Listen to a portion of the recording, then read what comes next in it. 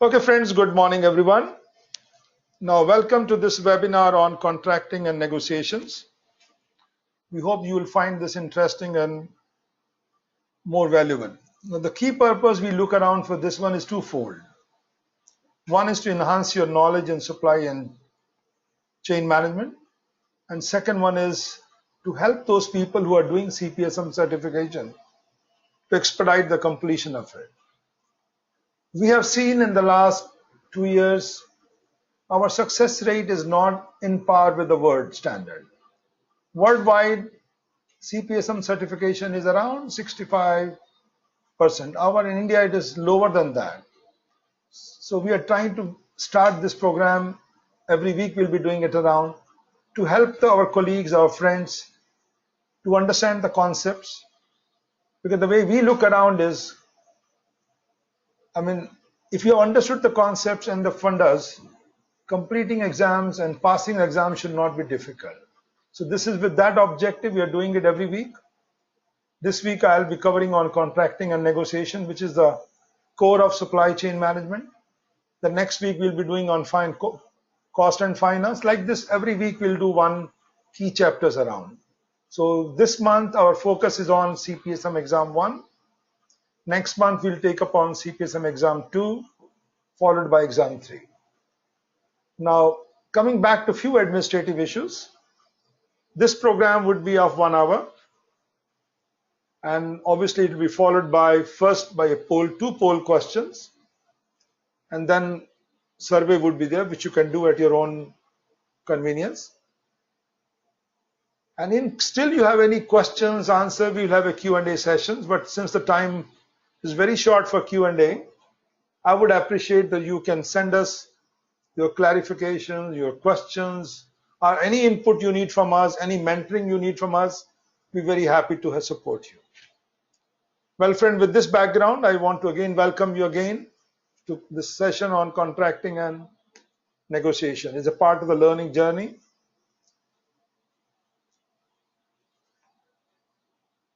Now, the focus which we have agenda-wise, if you look at contracting and negotiation, there are 5 key chapters around. The first one deals with solicitation of bidding documents. How do we solicit the bids? How do we solicit the offers? Or how we get the quotations? That's the very first thing. Second one is going to be, what are the strategies and tactics for negotiation?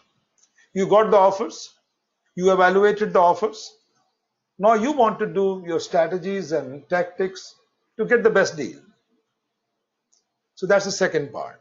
The third one is going to be, how do we lead the negotiation? How do we conduct the negotiation?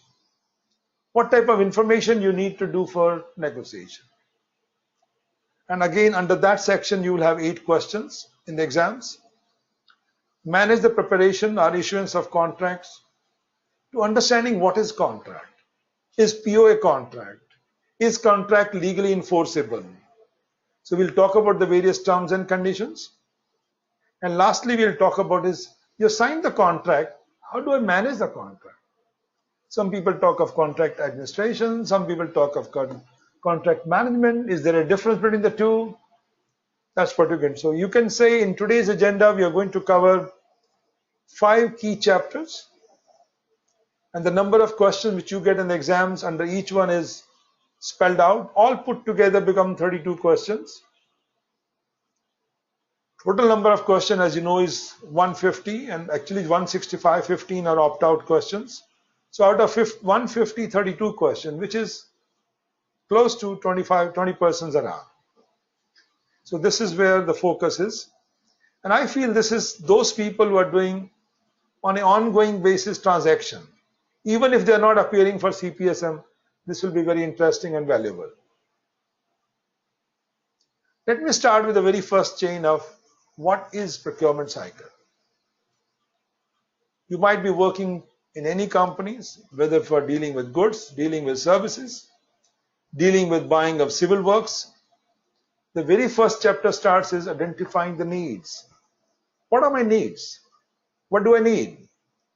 And then the needs have to be converted into specification. Let's say I want to buy 10,000 cars for my office, I had to define the specification of the car. How much mileage I need, how much is the cc of the engines, what type of car it is, the sedan type, what type. You need to write the specs around. The next procurement method, which I don't think we'll be covering in today's agenda, but the solicitation document, yes.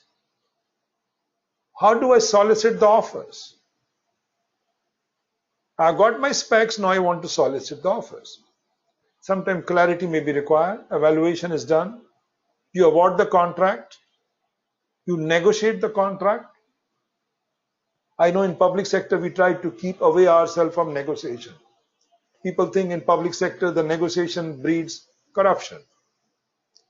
So negotiation the contract, manage the contract, that's what we call the contract management. At the end of the day, managing, are we keeping the knowledge which we have learned from that? We're doing a wonderful job of managing the contract, but what are we learning from that? That learning part, is it being compiled somewhere? That's what we do around. Now let's come back to the specs part. We may call specs, we may call attributes. Now these specs could be for goods, could be for services. In services, it is clearly more like a deliverable. What exactly we are looking around. Then, in the case of civil works, it is normally the bill of materials, the drawings. That's how we look at it. Now, specification, when we talk of goods, let me take a simple example which I normally take. Let's say I have to buy 20,000 markers for my office. You know the markers comes with different shapes, different looks, different colors. So basically you are not going to define the size and everything around what material it is going. You're basically going to say, guys, I'm looking for the functional specs, the purpose of the marker, the color of the markers, the smell of the markers, the life of the marker. That's become part of your specs around. So specs covers two types of things, either the functional part. Some people say, guys, I'm very happy if you just give me my function. If it serves my need, it meets my expectation. Or I can go to performance specs. So sometimes we combine the two, function and performance. If I'm getting a marker, I've given the function. The function is I'm looking for a marker which I can use on the board, either on the whiteboard, on the flip charts. But my function is one thing, but performance is another one. The performance, I say, my marker should ride for a kilometer without drying. My marker should not give a bad smell. It should be environmental friendly. So this is where it should be recyclable. So that's what comes my performance part. So broadly, you will find around any specification you get, there should be function, there should be performance. Sometime when we are working in a manufacturing company, I'm making a dashboard of a Maruti car, I need the design, I need the drawing. So I need sometimes drawings also. So this is what the specifications covers around. So in this again slide you will see the performance specs, design specs. There's another third bullet is internal versus external specs. Many companies have built up their own specs. We call it internal, very unique. And something which is unique, it costs you more. But if specs are standard from the market, I'm buying a filter for my car, which is made by another company. It's a standard external spec. This is not my specs. So those will help you to cut down the cost also. Now the types of specs, obviously types of solicitation documents and the bids part. Again, keep the word solicitation and bids. I mean, if you look at in some of the countries, particularly those which were dominated by the Anglophone and this and that countries, let's call the word bids. Can I have the bid on this? If you worked in America, they'll say solicit. Solicit the offers. Solicit the quotation. You basically request the quotation. So both the terms are similar, not big difference. Now here again, the first bullet I want to talk about before I go to the solicitation. Offer to buy versus offer to sell. Supplier is giving you an offer to sell.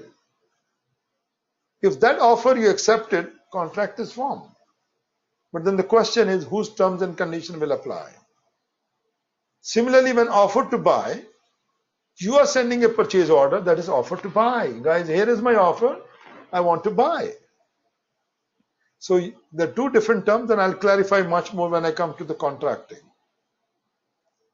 Informal bids, quotations, as the name indicates, informal.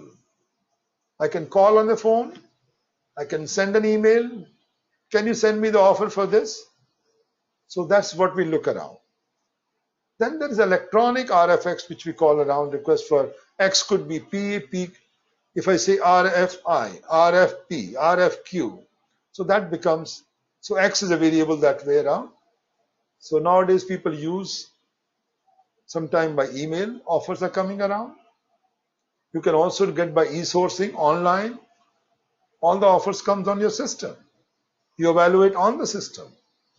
And if you want to have in the public sector some transparencies that you don't want them to be open before a due date, the date can be fixed. So even in the e-sourcing, you could do the tendering like a sealed tendering. You can do that also.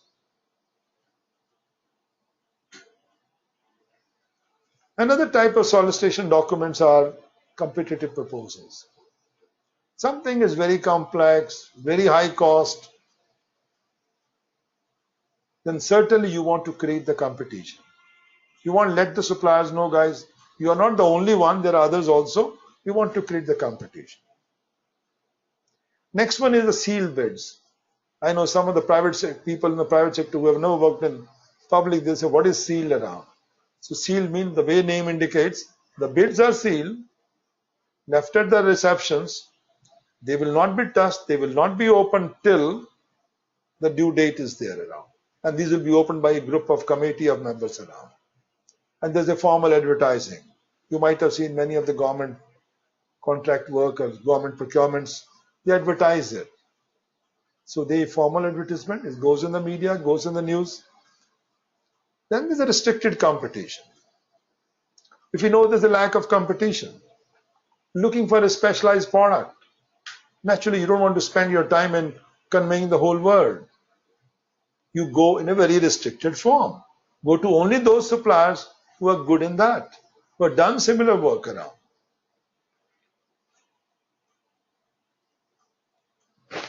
Then there could be another type of solicitation, non-competitive negotiation.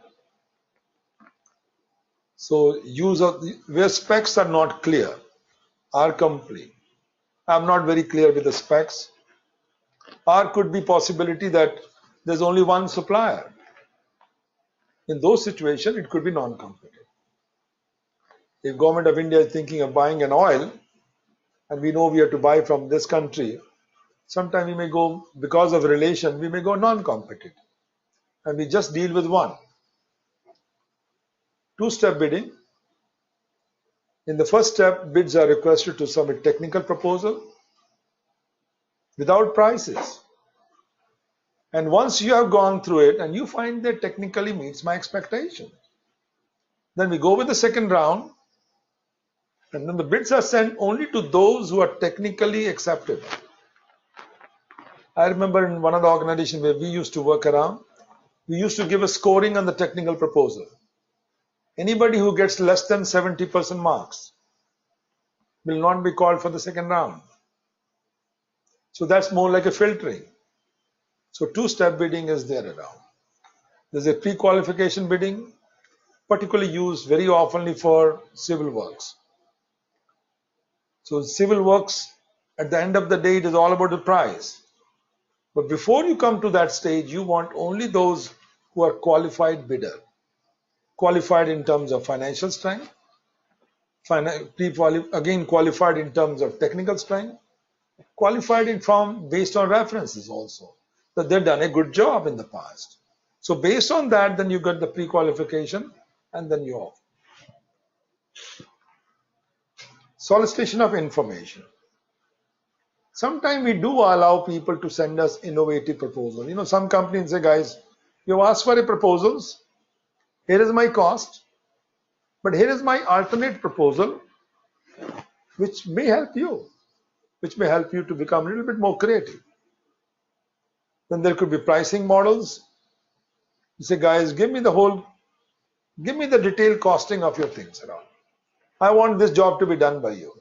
Give me the detailed cost, your direct cost, indirect cost, your margins, your machining cost, your labor cost, everything around.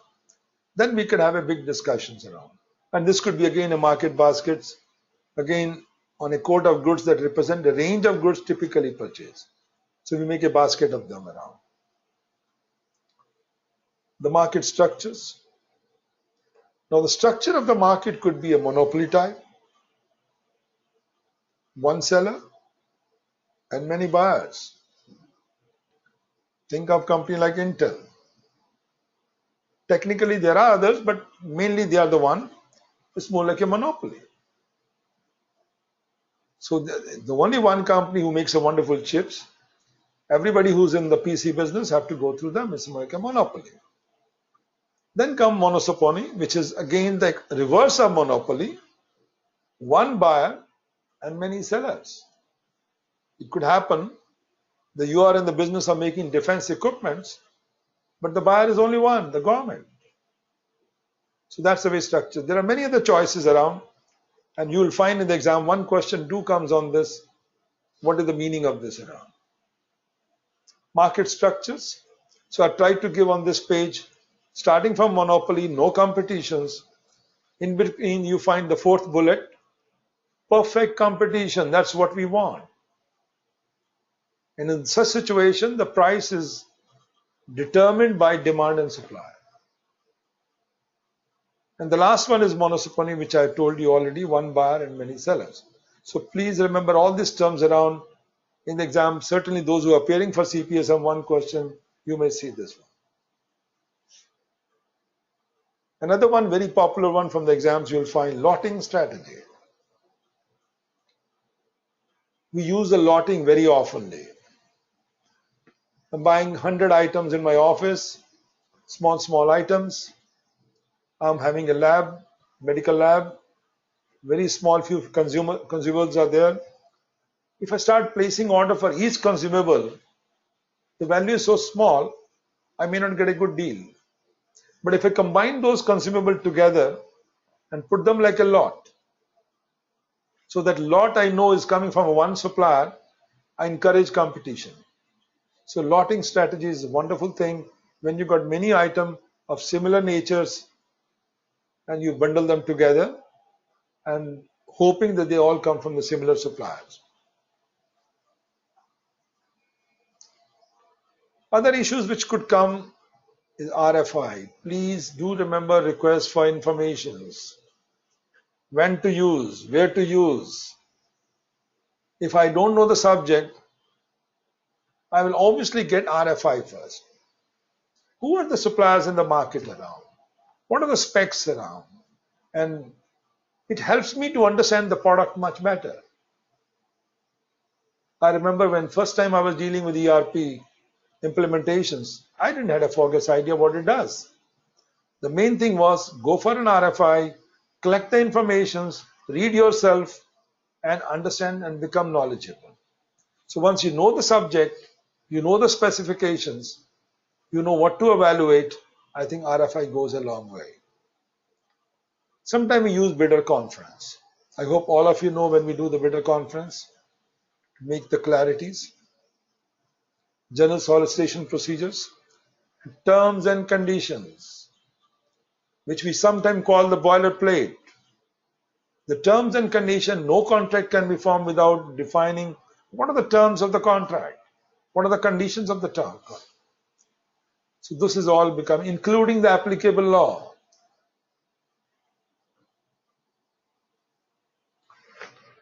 Now bonds and other type of surety, this is mainly for the public sectors.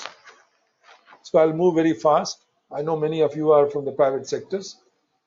So this one, the bid bonds, sometimes you ask, people give you bid, but then they back out. So basically you want to encourage the suppliers, guys, don't leave us. If you have bid, then stay with us, otherwise you lose your bond. So there's a bid bond, Could be performance bonds. If I've got an overhead, some bridge made around, how do I know this bridge will work? The road construction has been done. If I make all the payment, then we find after 2 rains, the whole road has been washed away. So certainly you need a performance bond. This will work for the duration of the warranty. Payment bonds, deposits. So sometimes you want to have liquidated damages. Things were scheduled to be completed in 12 months. Doesn't happen for 5 years. Certainly there has to be going to be liquidated damages for that. Letters of credit. This is used mainly for import exports. So when you're importing from abroad, some suppliers who are not good friend of yours, they were dealing first time, they don't know about you much. They say, guy, give me the letter of credit. They want to be sure. The moment they deliver, they get the money. Then there could be real estate sometime. So they will ask you to put the assets into the escrow account and cash. Again, this is another form of escrow to guarantee the performance.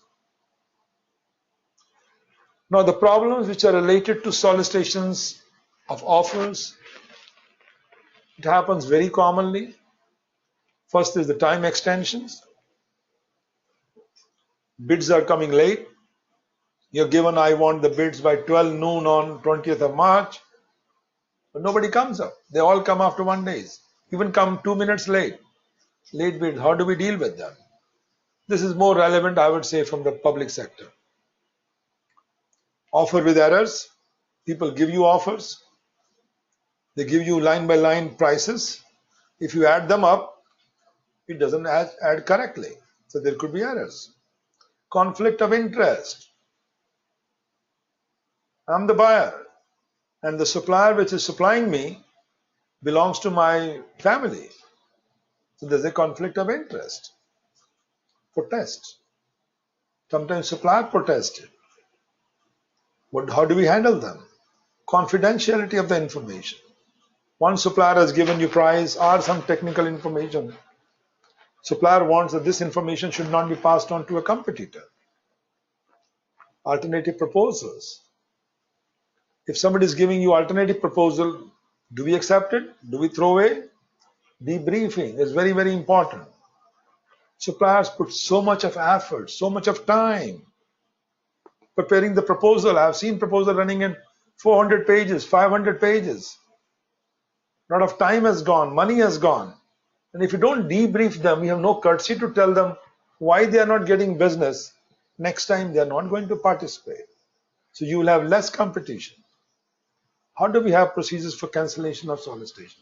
We've done the solicitation, people have put a lot of energy and time, then suddenly you say, guys, or even if you don't inform them, what is happening with solicitation? Is anybody getting a contract? So there has to be courtesy to inform them, guys, this project has been delayed or this project has been cancelled.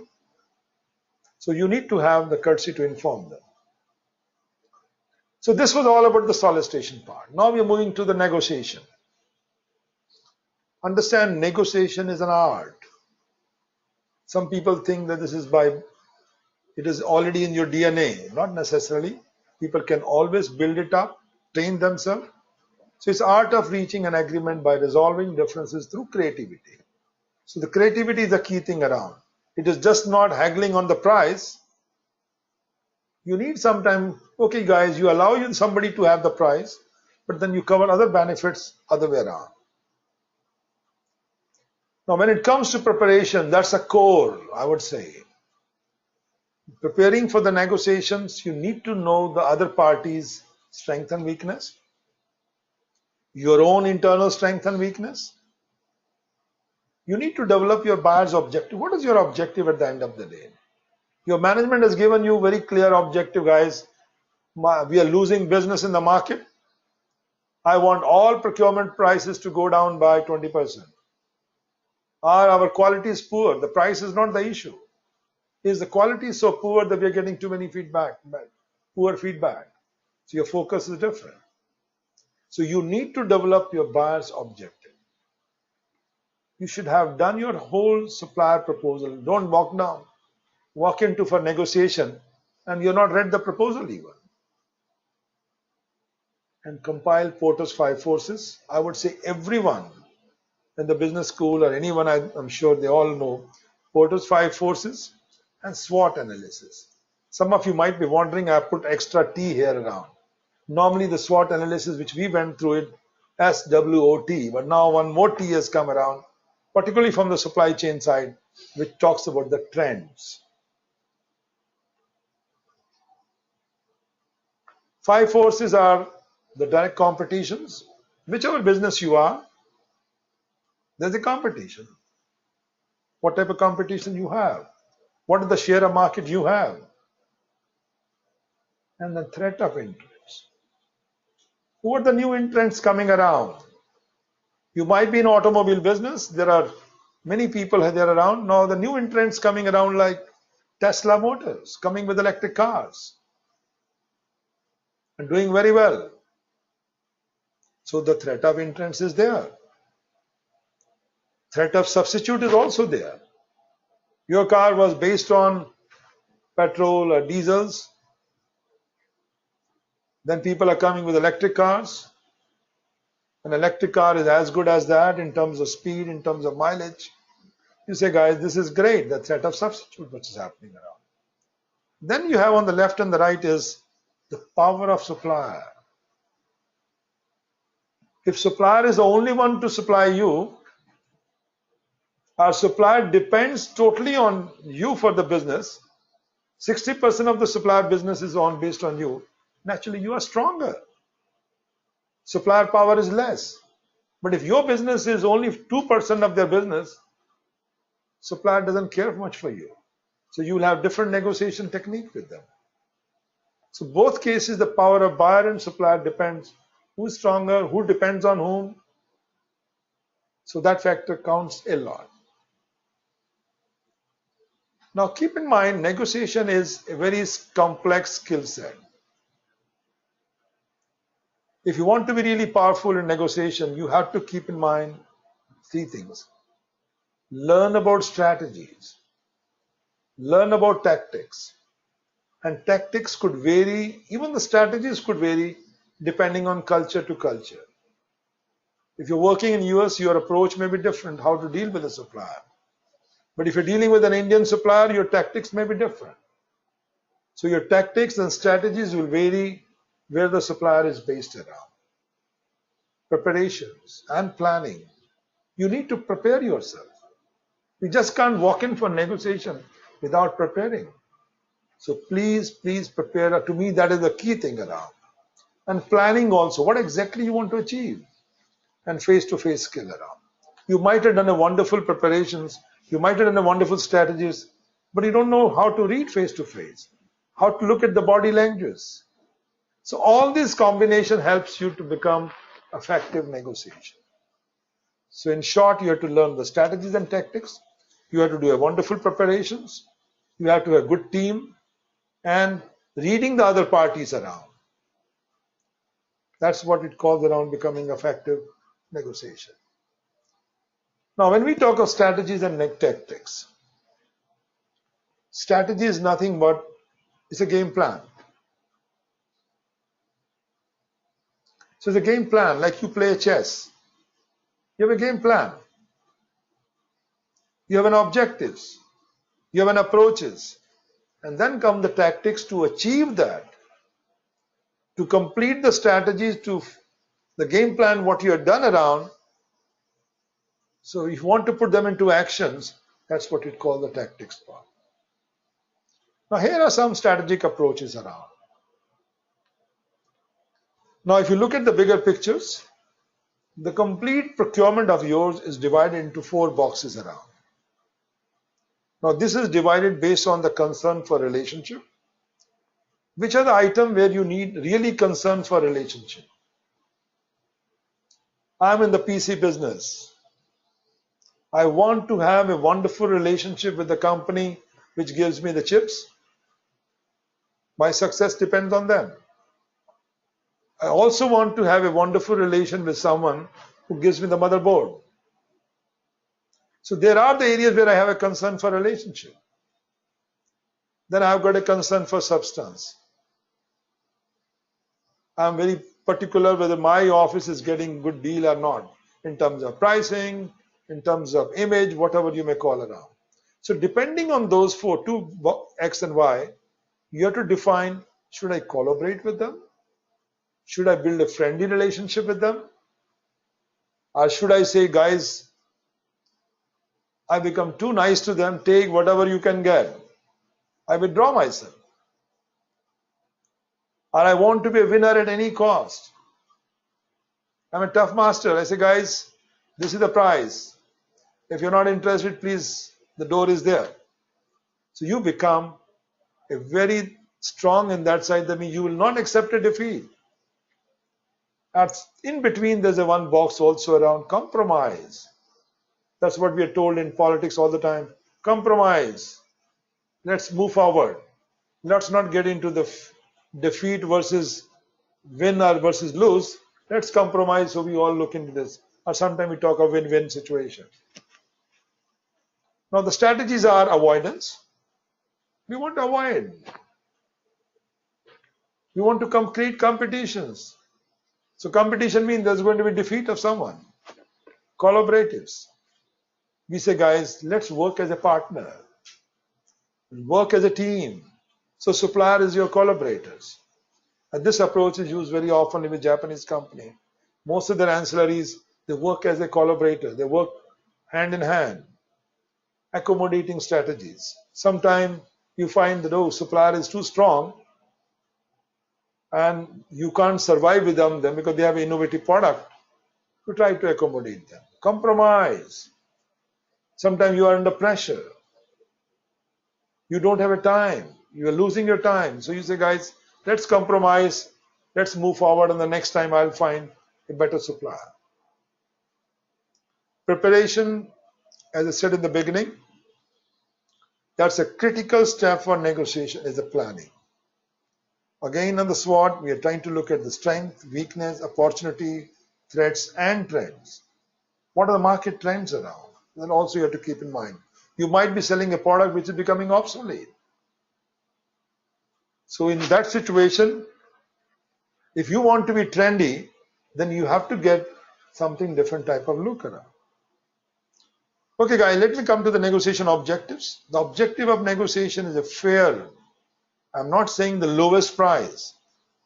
Because even if you get the lowest price, and you know very well the supplier is going to make a loss, supplier will get the business from you, but then will not move the steps forward. Will certainly going to affect your delay. You want them to also go in a happy situation. We want a win-win situation. Timely performance, meeting the needs of the organizations, control over how the contract is performed, maximum supplier cooperation. You want them to be happy to work with you. They should feel pride that we are associated with them. So sound relations with suppliers, I think these all factors should be built into it. So price is not the only factor. Next question comes, where do we do the negotiation? The site. The negotiation site should be preferably at the buyer location. If you are the buyer and the negotiation is done at your end, you feel comfortable. And if any reference are required, any approvals are required from the big bosses, you can walk down and get the clearance. Team selection is very, very important. The team has to be briefed upfront, the strategy. Team has to work as together, not that each one is going on the left and right. Finally, the supplier gets the benefit of it. Relevant information and the position of both. You tell the supplier, guys, what are your positions? Okay, what are your needs around? What are your expectations from us? Heart of heart, under your chest, you also have your, this is what I can pay for it. And there might be a gap. What you can pay, what supplier is expecting, there's a big gap. Now that gap has to be narrowed down. That's what we call around, the position has to move.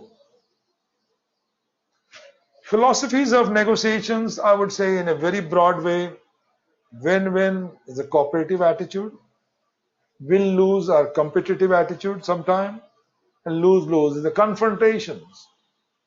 Some people are not very good negotiators. and they start beating out, guys, this is the price, end of it, and they're very confrontation type. This may work with some supplier where you've got too many choices. But if you don't have a choices around, confrontation is not going to help you. So strategy we have already discussed around. So the planning, again the philosophies, I think I touched all this, so I'll just skip it. Tactics now. So the tactics could be many ways. The very first tactics I would say is ask intelligent questions around. Don't jump to the conclusion your price is bad. Tell them, guys, okay, we have seen your pricing, we have seen your delivery. Can you give us some more detail? How does the price structure look like? Try to get more intelligent information around. Listen effectively. Don't jump to the conclusions. Sometimes silence could be very useful to you. Sometimes when you find that the discussion is not going the way you want it, you could have caucuses, which could be then, in those caucuses, the research part, you could go outside, think again. Is your strategy not good? Do you want to re-strategize it? So take your time to do it. And sometime when you feel things are not moving, don't be afraid to say no, keeping in mind the deadline. Look at the body language, very, very important. What you say, listen to the other guy, look at the eyes, look at the hand, look at the legs, facial expression. You'll get a lot of information without even doing anything. So body language is very, very critical for that. Negotiation tactics, whatever you do around, it has to be in writing. Sometimes you can do a bogey tactics also. The bogey tactic, okay guys, we want to work with you, you are a great supplier, we work for you, but we have got other suppliers who has got a creative product, but the price is lower than you. I'm sure all of you know the tricks around. That bogey part, you can certainly do it. But never negotiate beyond your physical and mental. I have seen the negotiations. Starts in the evening, going up to midnight, till the supplier is totally fed up. He says, guys, tell me, where do you want me to sign? Make appropriate concessions. So wherever required, do some concessions around. Now the tactics could be also walk out, emotional uppers. Don't use this thing. Argue special case, pretend ignorance. Sometimes you're showing ignorance. It may help you, but I think that shows that you're not done your homework. Give a wonderful environment around. Defer to higher authorities. Silence. Good guy, bad guy is a wonderful thing which is used like in the police. One guy becomes the good guy, one becomes the bad guy. So the bad guy will become, oh, you guys are very crazy. Your prices are totally off the beat. The other guy says, no, let's listen to it. So that trick also works sometimes, the good and bad guy. Now the special consideration for conducting a fact-finding session. You have to collect the data about the suppliers, their financial strength, their existing customers, what changes they can do, and the DNV report of the companies around. You don't want to deal with a company who's already reaching for closer, negotiating with sole offerers. Documentation of negotiation is very clear, it's essential. Sometimes negotiation is done as a consortium also, or cooperatives. So try to understand these terms, consortium, cooperatives. So these you may find in the exams being questioned around. Elements of a contract. Now when we talk of a contract, there are 4 key things around. Offer and acceptance. So there has to be an offer. The question starts, who makes the offer? Supplier might have given you quotations. But if you take supplier quotation as an offer and you accept it, the contract is formed on the terms and conditions of the supplier. So this is where my request to everybody is there around. Sometime in the purchase order we reference your quotation so and so. That means your PO is nothing but acceptance to that. So PO should be very generic. Make an offer. Let other guys accepted. Acceptance can be by signing, acceptance can be by conduct. So there are many ways to do it around. Consideration. Offer and acceptance has no meaning until there's a consideration. There has to be something involved. There has to be exchange of values. Competent parties. Are the two parties which are signing and are discussing on this, are they competent enough? One of them may be minor. One may not be even mentally sound. So in those situations, you can't do a competent around. Legality of the purpose around. The contract you're trying to do is legally allowed. You're dealing with killing someone's criminal thing. You're having offer, you have acceptance, your consideration to kill someone. That's legally not allowed. So the legality of the purpose is very important enough. Type of obligation documents. Now, obligation documents could be in a written form, oral form. Oral also forms a contract. You tell somebody, I'm selling this house. Other one says, I accept it. But who's there to prove it? It's your word versus my words. So it is always desirable to have a written contract. Oral, we use it for low values contract. Circumstances for oral contracts. Very low values. Goods are made specifically to the organization orders, are not sellable to others. Nowadays, we use a lot about e-signatures, e-commerce. It's becoming very common around. We use letter of intent. Letter of intent is, you know very well, in my office, approval may take another weeks. But you tell the supplier in advance, guys, this contract is under approvals and here is my letter of intent. Go ahead. So supplier starts planning for it. Now, letter of intent could be binding or non-binding depending on the wording of the letter of intent. So remember that part around. The different type of contracts. Obviously, everybody wants a fixed price contract, so negotiation, no nuisance later on. Here is the fixed price, but some contracts are complex. They go on for 2 years, 3 years. I remember we were doing one big contract for laying down 3,000 kilometers of overhead cables. The contract was $75 million to complete it in 3 years. Naturally, the copper which is used for the cable, price is escalating. So you have to build in the price escalation factor. Sometimes we say, guys, it costs reimbursable time. Some of the works are R&D time. You want somebody to do the oil drilling. The guy doesn't know what is going to happen underneath the ground. It may be easy drilling, maybe difficult drilling. So naturally they'll say, guys, I'll put my efforts. I'll put up so many resources. You pay the salary for all of them plus my margin. So you are cost reimbursable. We can give a contract to institutions, colleges. We say, can you help us on building up this? They say, yes. But they will never give you cost. They say, guys, 2 professors will work, 2 interns will work. Here is the cost, and depending on the time, you pay for that. So that's what we call cost reimbursable time. Indefinite delivery contract. So there are sometimes min and max are known, but we don't know the delivery period. There could be blanket agreements. If you're doing a strategic sourcing, you're making call off contracts, you make a blanket agreements around. Okay, guys, here's a blanket agreement for 2 years. So whenever we need, we'll send a PO based on this.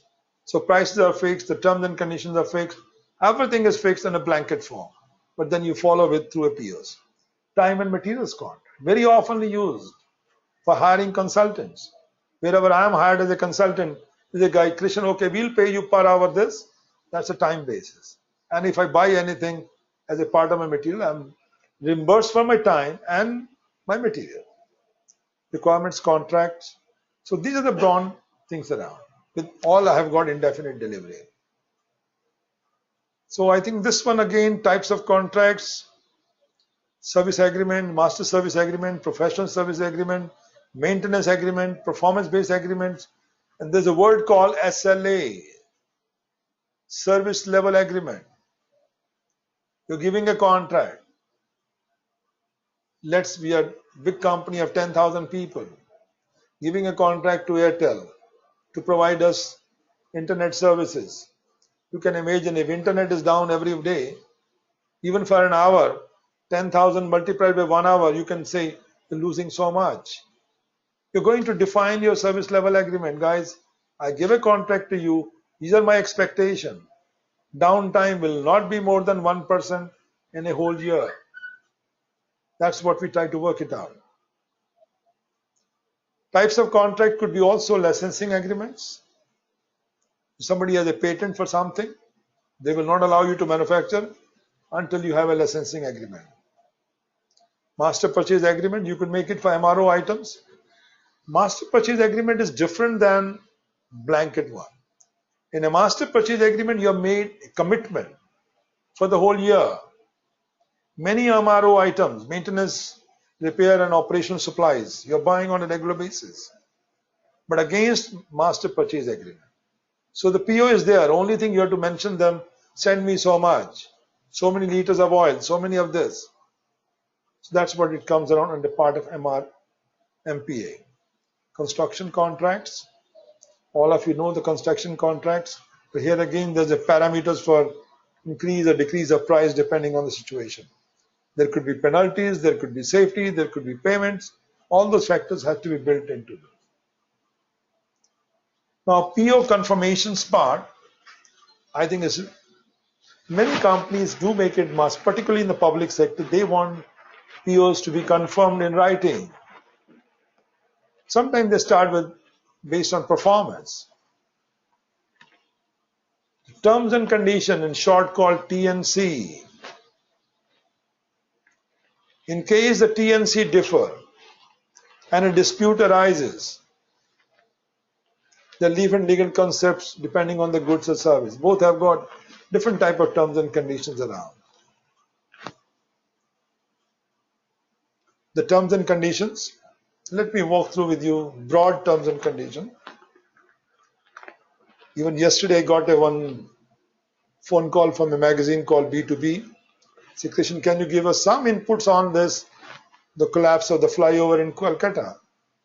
Naturally, if I have to give any comments, the first thing I have to look around is the terms and conditions. Now, intellectual property is the very first one. And this happens a lot between the IT services around. So those intellectual property could be three parts, could be patents, could be copyrights, could be trademarks. So all these things you have to define around the people don't misuse them without your approvals. Royalties. We use a lot of material from our headquarters from ISM USA. So when we use them, we pay the royalties for that. Consent to subcontracts. I give a contract to someone to develop something, and then that guy passes on to someone, needs an approval.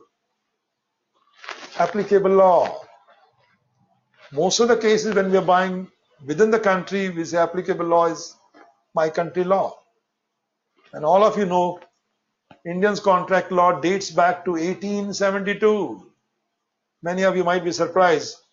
1872, that is when it was developed during the British time. And that has gone through many modifications, but applicable law is that one, Indian's Contract Act of 1872. But then if you can think around those who are doing internationally, I'm dealing with a supplier in X country or Y country. We have United Nations has set up Convention on the Contract for the Sale of Goods called CIST. And this has been ratified by many countries around. For the sale of goods, we can use this also. Terms, conditions, again, payment terms, you all know very well. Payment terms normally, the way I'm seeing around 30 days, 45 days, 90 days. But keep in mind, the payment terms are linked with Incoterms. Although I won't be going into much of Incoterms now, but keep in mind, it has to be in line with Incoterms. Insurance indemnifications. You say, guys, Will you indemnify me? Hold harmless. The flyover which has now fallen down, the people have died in Calcutta now. Who's going to pay for that? Is the builder going to pay for that compensations?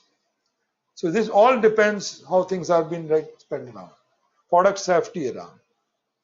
Or even indemnification could be that I've got a software, but then I come to know someone's guys, this software doesn't belong to this.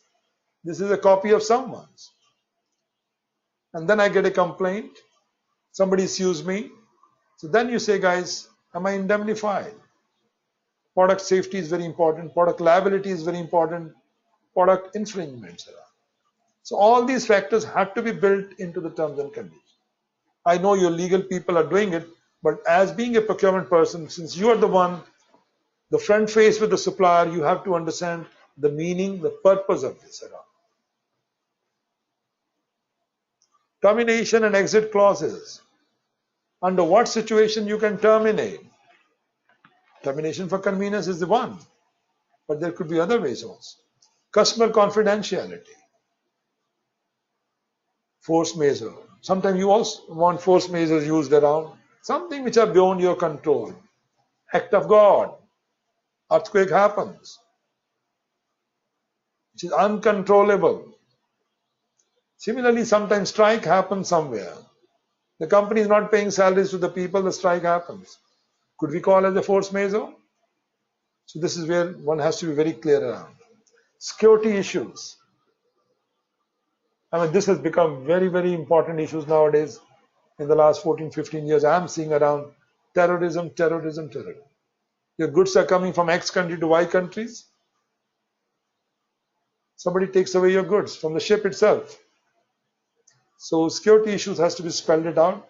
Who is accountable? Who pays for it? Have they been insured? Assignment provisions. Source code, particularly for IT. I get a software from some company. After 2 years, the company is closed down.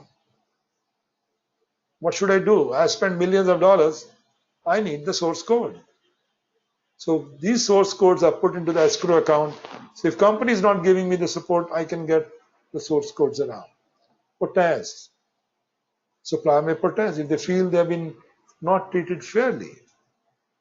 During hearing, award may be held in abeyance.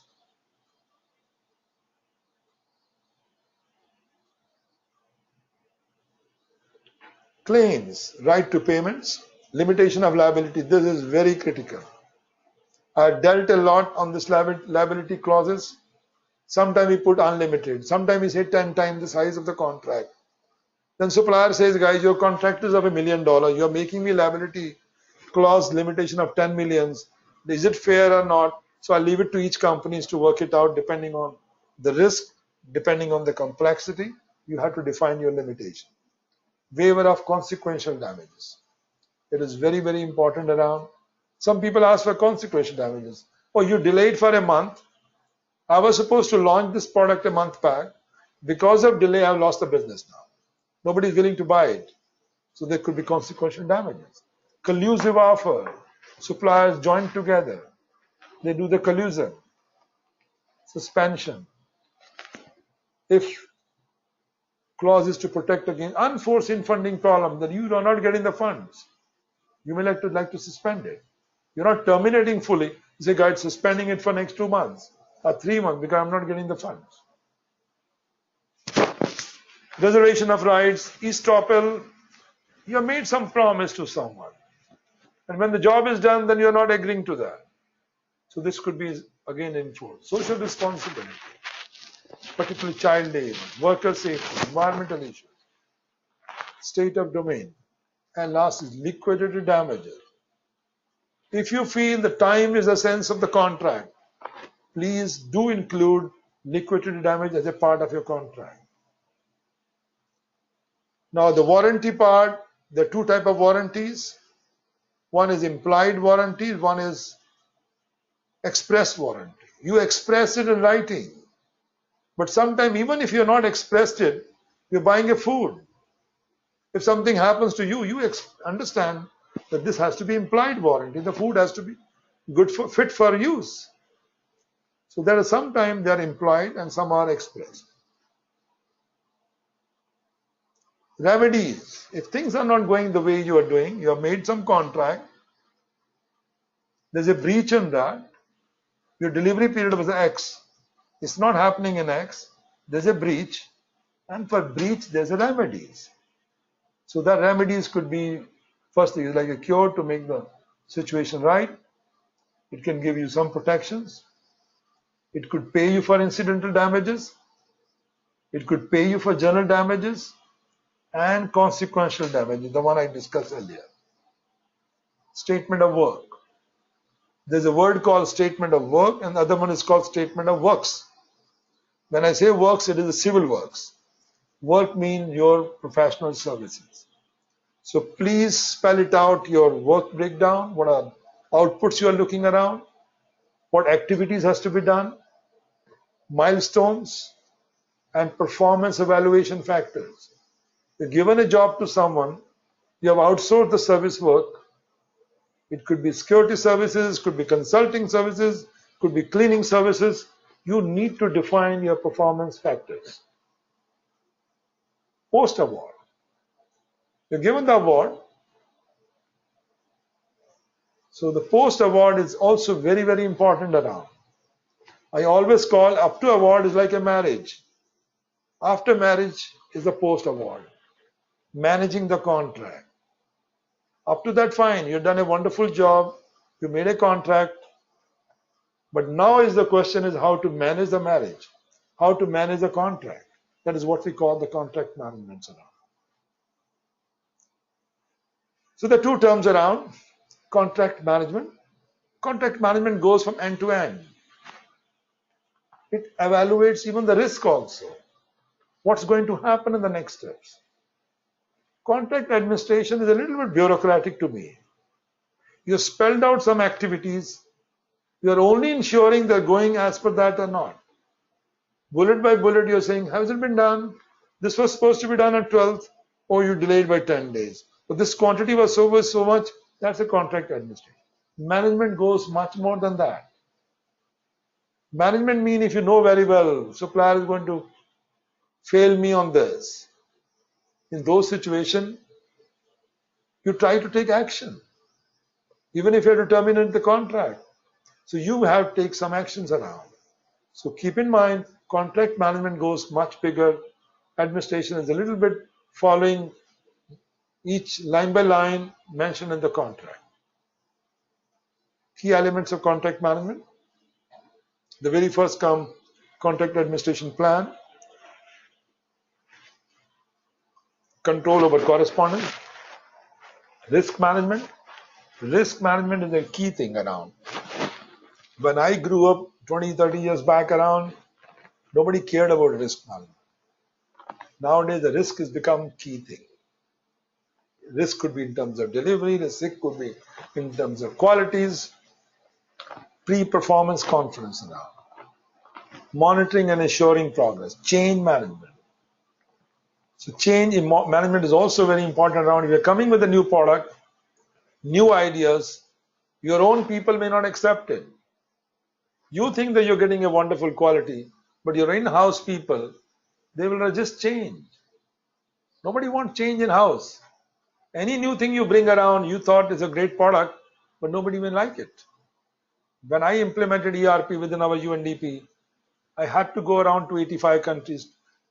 Wherever we were implementing it, change. The mindset of the people has to be changed. So change management is very important, and dispute, conflict resolution, inspection, acceptance, and last is contract closeout. Then the contract is closed. When does the contract management start? So the old view used to be they will start only after contract has been signed. Some people feel no. They should be in earlier part also. Maybe they can look at the terms and conditions.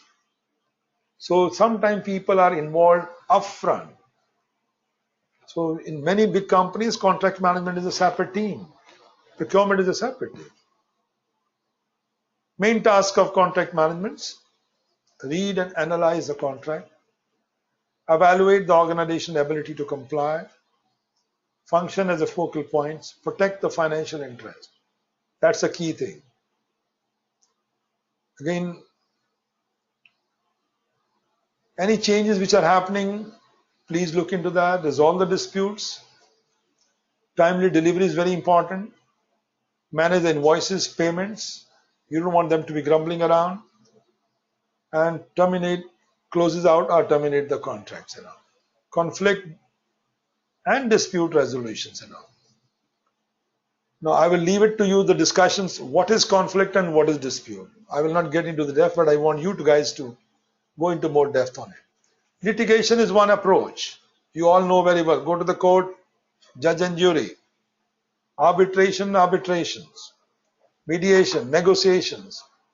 Many of the MNCs which I have been associated in India, they don't go through litigations. They love to go through arbitration. Because they know very well litigation means in the court it could take 10 years.